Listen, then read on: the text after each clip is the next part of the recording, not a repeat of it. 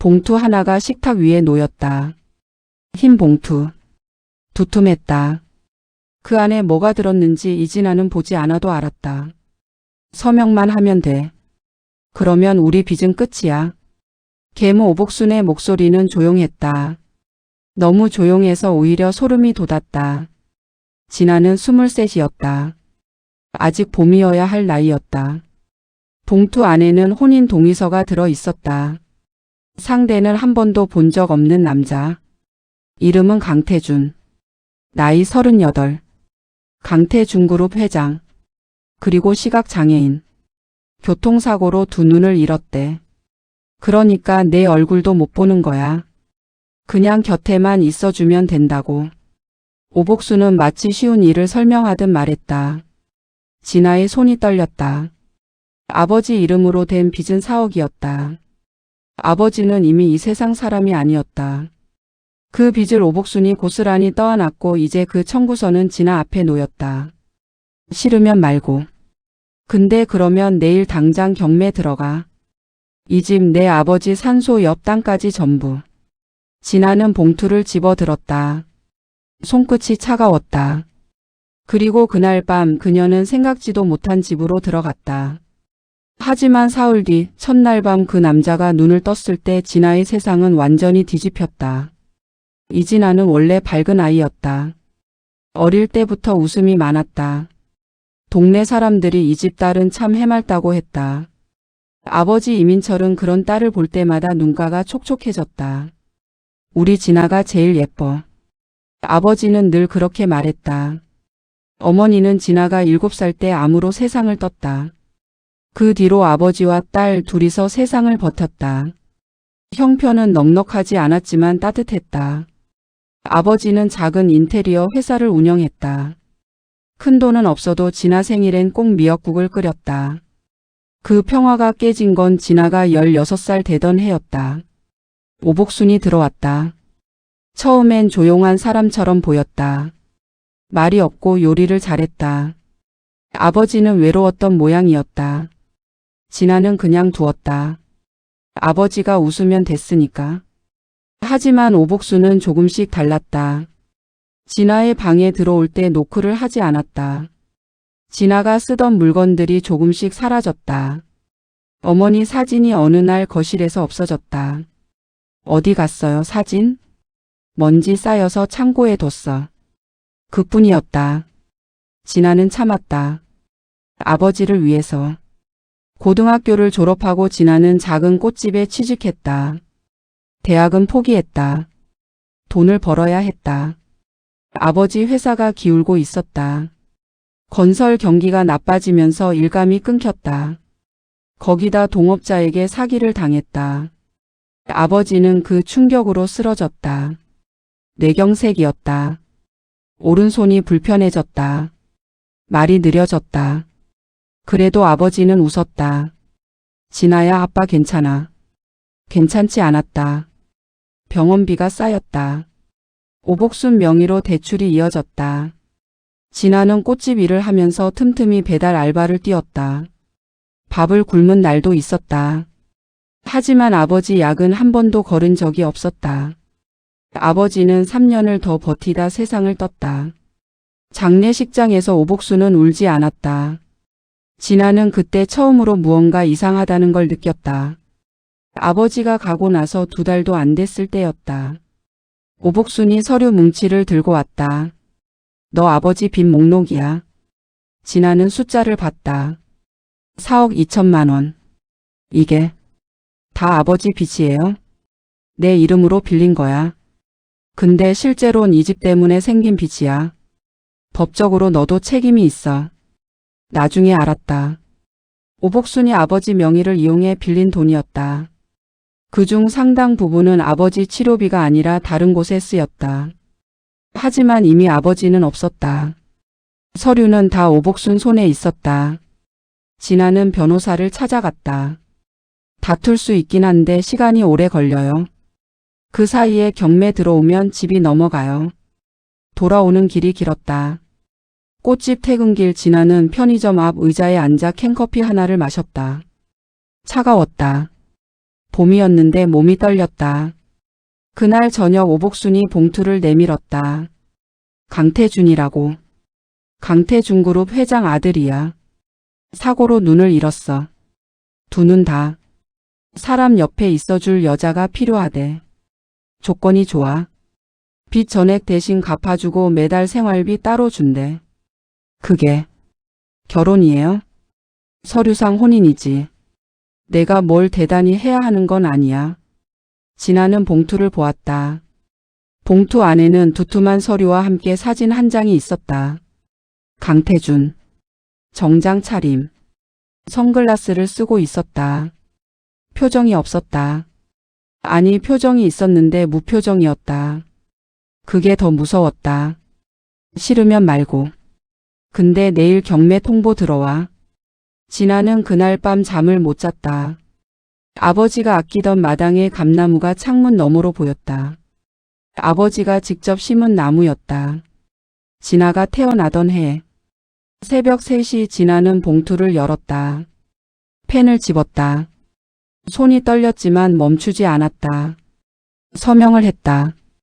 그것이 이진아의 봄이 끝나는 순간이었다. 적어도 그녀는 그렇게 생각했다. 강태준의 집은 진아가 상상한 것과 달랐다. 크긴 컸다. 서울 성북동 언덕 위 담장이 높은 단독주택. 차가 들어서자 자동으로 대문이 열렸다. 정원엔 나무가 정갈하게 다듬어져 있었다. 사람 손길이 많이 닿은 곳인데 어딘가 쓸쓸했다. 집사가 나왔다. 이름은 박도환. 60대 초반 남자였다. 오셨습니까? 회장님은 서재에 계십니다. 진아는 캐리어 하나를 끌고 그 집으로 들어갔다. 서재 문 앞에 섰을 때 안에서 소리가 들렸다. 들어오세요. 낮고 조용한 목소리였다. 문을 열었다. 책이 가득한 방이었다.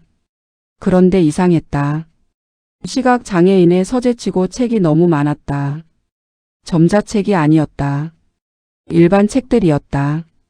강태준은 책상 앞에 앉아 있었다. 눈은 감겨 있었다. 아니, 뜨려 해도 뜰 수 없는 눈이었다. 선글라스는 쓰지 않고 있었다. 얼굴이 보였다. 생각보다 젊어 보였다. 이진아 씨. 네.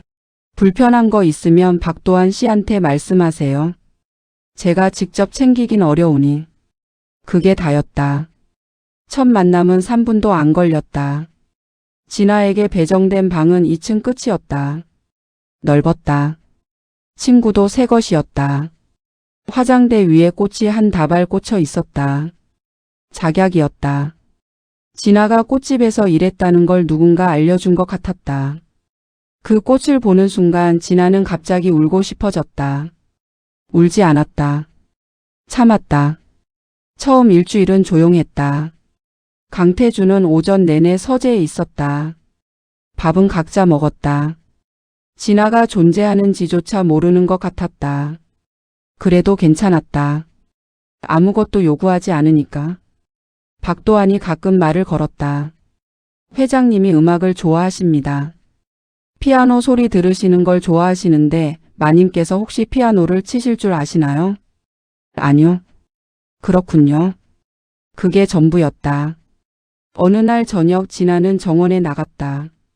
저녁 공기가 서늘했다. 감나무가 없어서 이상했다. 아버지 집 생각이 났다. 거기 누가 있어요? 등 뒤에서 목소리가 들렸다. 강태준이었다. 지팡이 없이 정원에 서 있었다. 발걸음이 느렸지만 익숙해 보였다. 저예요. 이진아. 아. 잠시 침묵이 흘렀다. 이 집에 원래 감나무가 있었어요. 강태준이 말했다. 제가 사고 나고 나서 베어버렸어요. 필요 없다고.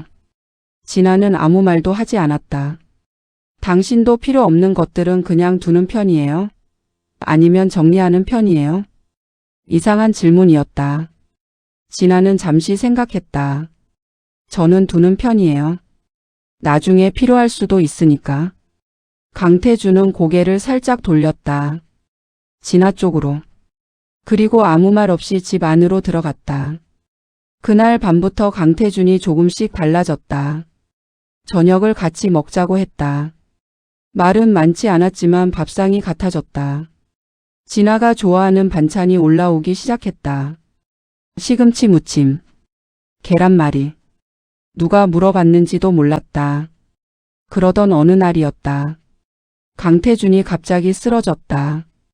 서재에서 나오다가 계단 앞에 서였다. 진아가 마침 아래층에 있다가 달려갔다. 괜찮으세요? 발목을 짚었다. 삐었다. 병원 가셔야 해요. 안 가도 돼. 안 돼요. 인대 다칠 수 있어요. 진아는 박도환을 불렀고 셋이서 병원에 갔다. 엑스레이를 찍는 동안 진아는 대기실에 앉아 있었다. 간호사가 다가왔다. 보호자 되세요? 네. 회장님 정기 검진 예약이 밀려 있던데요. 혹시 일정 잡으실 수 있으세요? 진아는 잠시 멈췄다. 그 검진이 눈 관련인가요? 간호사가 말을 고쳤다. 저는 자세히는 말씀드리기 어렵고 담당 선생님께 여쭤보시면 될 것 같아요. 집으로 돌아오는 차 안에서 강태준은 창밖을 향해 고개를 돌리고 있었다. 보이지 않는 창밖을. 진아는 아무 말도 하지 않았다. 하지만 마음속에서 무언가 움직이고 있었다. 아주 작게. 아직 이름 붙이기 어려운. 그 흔들림이 문제의 시작이었다. 오복순이 전화를 했다. 잘 지내고 있어? 그 남자 어때? 평범해요. 평범하다고? 재벌인데? 오복순이 웃었다. 잘해. 그 사람 눈 못 뜨면 내가 그 재산 다 관리하게 되는 거야, 알지? 진아는 전화를 끊었다. 손이 차가웠다. 창밖에 비가 내리기 시작했다. 봄이 지나고 여름이 왔다. 강태준과 진아의 생활은 조용했지만 조금씩 달라졌다.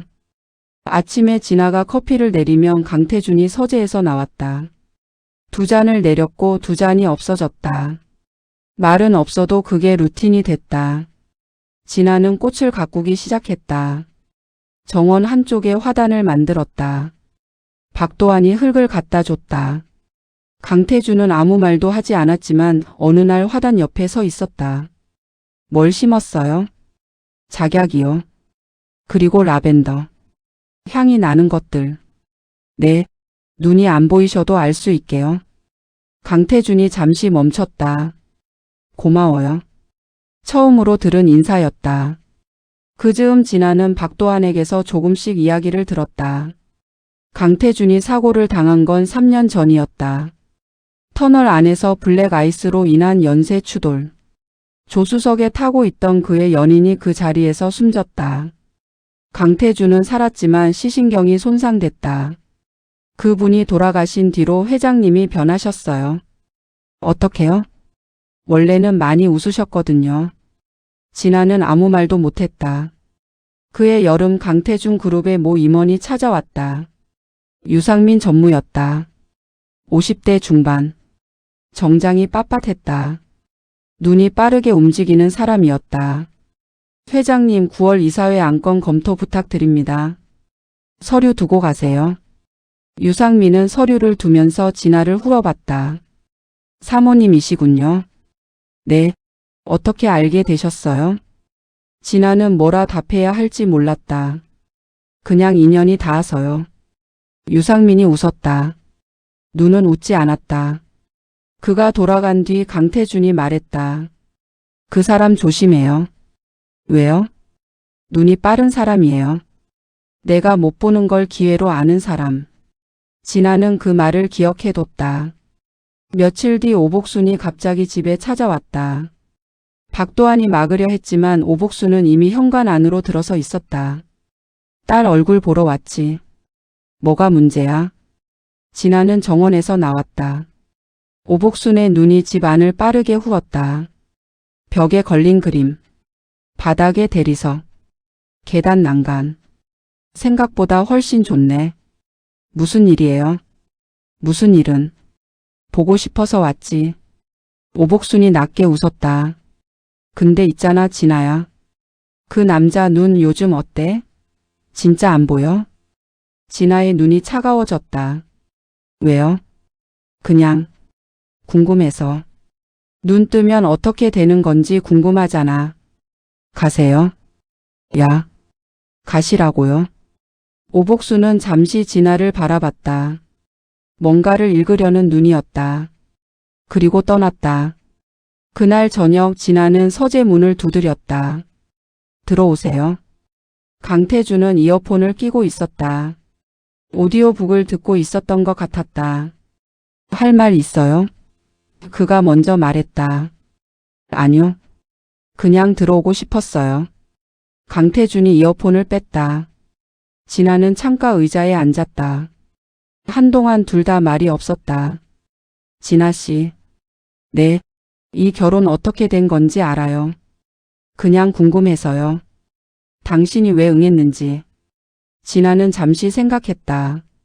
아버지 때문에요. 아버지가 빚을 남겼군요. 아버지가 남긴 건 아니에요.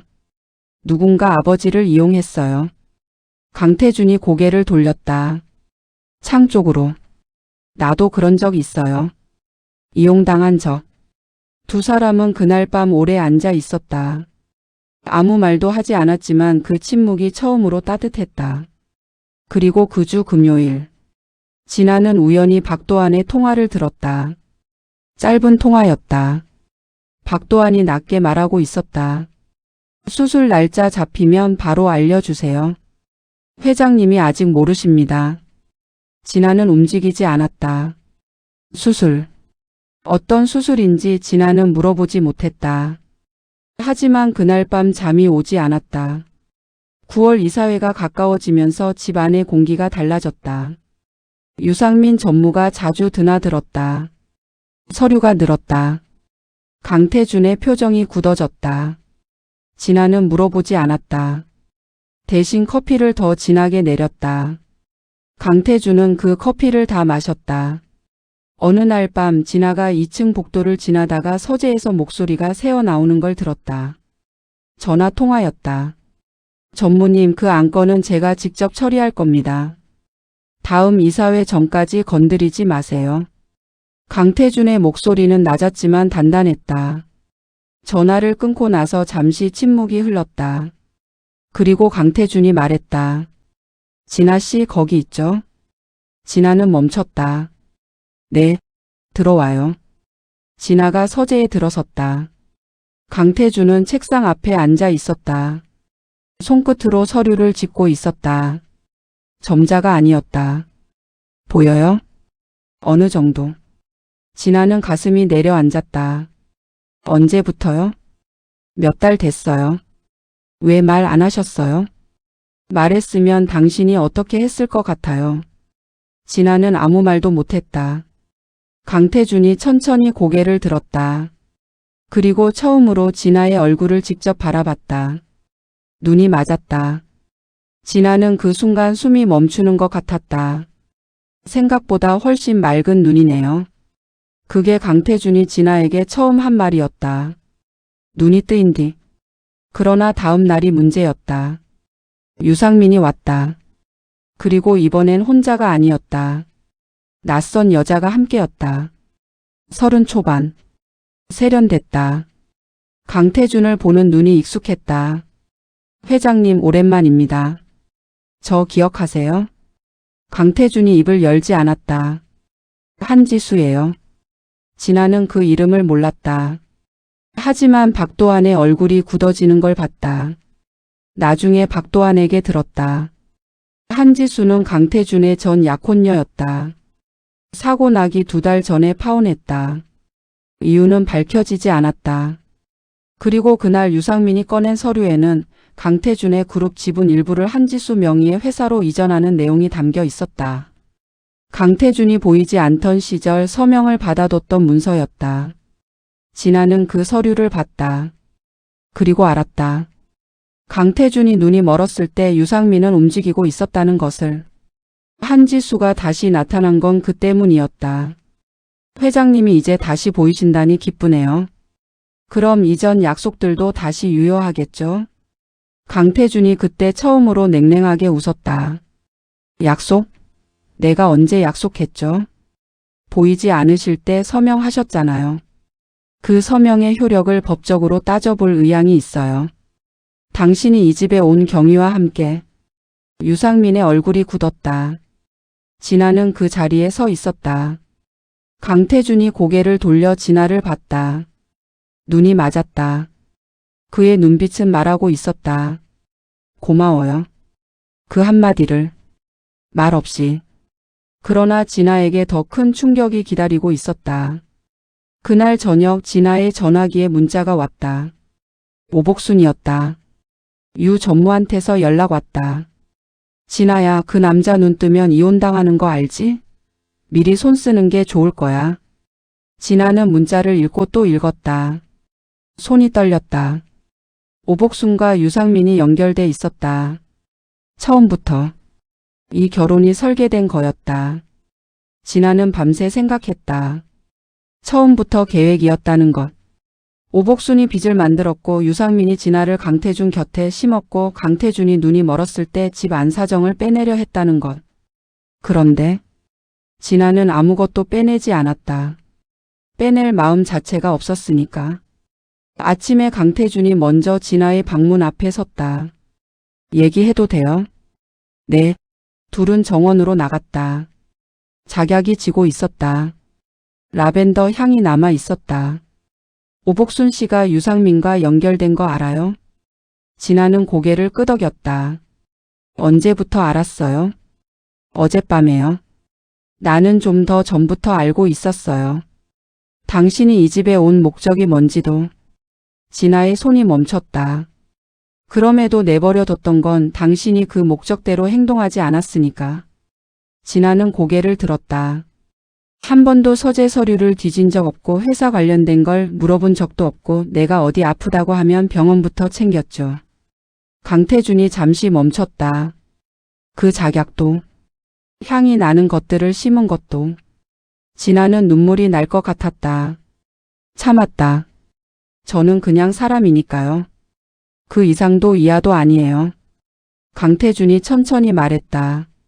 나 이혼 안 할 거예요. 진아가 그를 봤다. 당신한테 물어보는 게 맞을 것 같아서요. 당신 의견은요? 진아는 오래 그를 바라봤다. 꽃집 일을 하던 23의 봄이 떠올랐다. 아버지 산소 옆 감나무가 떠올랐다. 오복순의 봉투가 떠올랐다. 그리고 지금 이 정원. 라벤더. 저도 안 할 거예요. 강태준이 처음으로 웃었다. 진짜로. 눈까지 웃었다. 그 웃음을 보는 순간 진아는 알았다. 봄이 끝난 게 아니었다는 걸. 그냥 늦게 온 것뿐이라는 걸. 그로부터 한 달 뒤 오복순과 유상민은 배임 및 사기 혐의로 고소됐다. 강태준의 법무팀이 이미 오래전부터 증거를 모으고 있었다. 오복순은 연락이 끊겼다. 유상민은 이사회에서 물러났다. 한지수가 가져가려 했던 서류는 법원에서 무효 처리됐다. 그리고 그 집 정원에는 이듬해 봄 감나무 한 그루가 새로 심어졌다. 강태준이 박도환에게 부탁했다고 했다.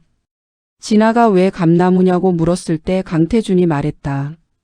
당신이 필요 없는 것도 두는 편이라고 했잖아요.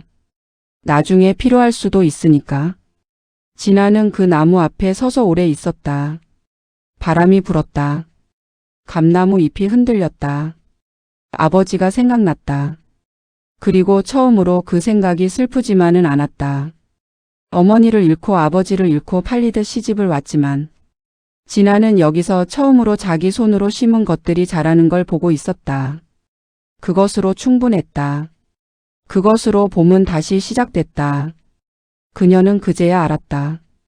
뿌리 없이 팔려온 줄 알았지만 사실 그녀야말로 이 집에서 처음으로 뿌리를 내린 사람이었다는 것을.